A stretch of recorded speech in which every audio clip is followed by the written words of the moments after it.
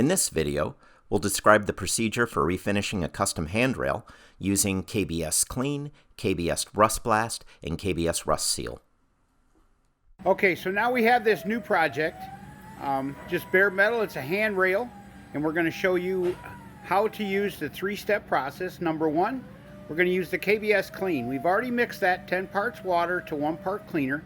Going to go ahead and spray that on the surface, and we're going to use a Scotch-Brite and kind of scrub it in.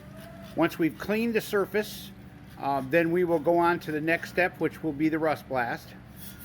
You scrub it good, then we'll rinse it, dry it, and then we'll move on to the RustBlast. All right, we're back to step 2 of our handrail project. We're going to go ahead then, we're going to start spraying on the RustBlast. And because it's new metal, we want to leave it wet for about 2 hours. And as we spray it, we're going to scrub it in with the Scotch-Brite. Once we've got that done, the next step will be the RustSeal, and we'll be back. Okay, we're back with the project here. We did the clean, we did the blast, and now it's time for the RustSeal. So we're going to go ahead and we're going to brush on a couple of very thin coats, about 3 hours apart. Once they're dry to the touch and no fingerprint, we'll go ahead and give it a second coat. But here we're going to show, we're just going to brush it out one way.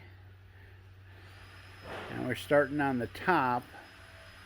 Let's see if I can get a picture of, yeah.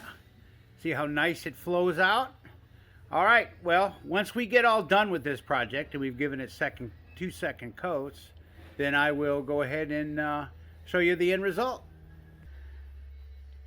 Okay, we're back on this project, and we're going to go ahead and brush on 2 thin coats of RustSeal. Again, about 3 hours apart. Once it's dry to the touch and no fingerprint, we'll give it a second coat.